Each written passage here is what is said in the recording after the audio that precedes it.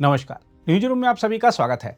America ने Venezuela के राष्ट्रपति निकोलस मादुरो को गिरफ्तार करने के लिए जो सुनियोजित और गुप्त सैन्य अभियान चलाया था, उसकी पूरी जानकारी अब सामने आ गई है। हम आपको बता दें कि अमेरिकी राष्ट्रपति डोनाल्ड ट्रंप की लगातार निगरानी में चली यह कार्रवाई आधी रात के बाद राजधानी कराकास में की गई थी, जब अमेरिकी विशेष बलों ने वेनेजुएला के राष्ट्रपति भवन और उसके आसपास के सुरक्षित इलाकों को चारों ओर से घेर लिया था।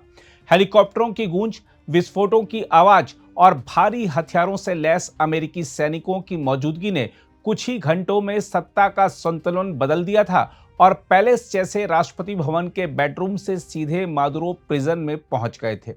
बताया जाता है कि यह ऑपरेशन कई महीनों की तैयारी का नतीजा था। अमेरिकी खुफिया एजेंसियों ने मादुरो की गतिविधियों, ठिकानों और सुरक्षा व्यवस्था की बारीकी से निगरानी की थी। जैसे ही अवसर मिला, अमेरिकी विशेष बलों ने तेज और निर्णायक हमला किया। मादुरो की सुरक्षा में तैनात कई जवान मारे गए और कुछ ने आत्मसमर्पण कर दिया। गिरफ्तारी के बाद मादुरो को तुरंत अमेरिका ले जाया गया और न्यूयॉर्क के ब्रुकलिन स्थित एक कुख्यात जेल में बंद कर दिया गया। हम आपको बता दें कि निकोलस मादुरो को पकड़ने के लिए अमेरिका ने कोई कसर नहीं छोड़ी थी। समुद्र में युद्धपोत, आकाश में लड़ाकू विमान और जमीन पर विशेष बल। यह किसी फिल्मी कहानी जैसा नहीं, बल्कि एक सख्त संदेश था। संदेश यह है कि अगर कोई देश अमेरिकी नीति के खिलाफ चला तो उसकी सत्ता को रात के अंधेरे में गिराया जा सकता है। देखा जाए तो यह ऑपरेशन अचानक नहीं हुआ। वर्षों से वेनेजुएला को आर्थिक प्रतिबंधों से जकड़ा गया, उसके तेल व्यापार पर शिकंजा कसा गया, जनता को भुखमरी के कगार पर धकेला गया। फिर जब देश कमजोर हुआ, तब सैन्य हथौड़ा चला दिया गया। इसे रणनीति कहते हैं, लेकिन सच्चाई यह है कि यह आर्थिक घेराबंदी के बाद किया गया सीधा सैन्य हस्तक्षेप है।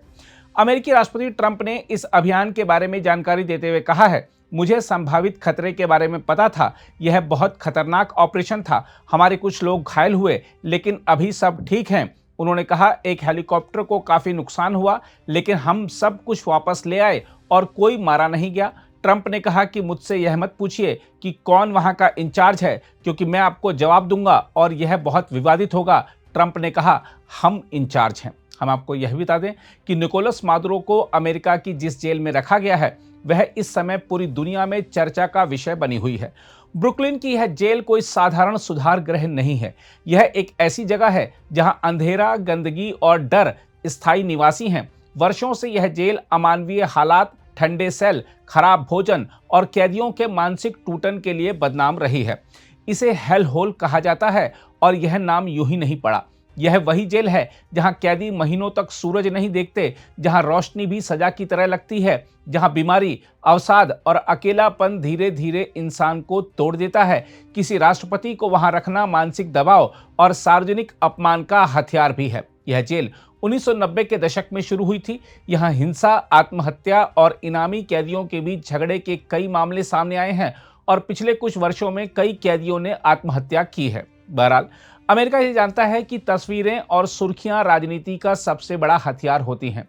एक राष्ट्रपति हथकड़ियों में, एक कुख्यात जेल में, इससे बड़ा संदेश क्या हो सकता है? यह दुनिया को डराने की रणनीति है। यह बताने की कोशिश है कि सत्ता कितनी भी बड़ी हो, अमेरिका के सामने टिक नहीं सकती। अगर आप भी लेना चाहते हैं देश दुनिया की तमाम जानकारी, तो आज ही सब्सक्राइब करें हमारे चैनल को। साथ ही नीचे दिए बेल आइकन को जरूर दबाएं ताकि हर अपडेट आप तक पहुंच सके।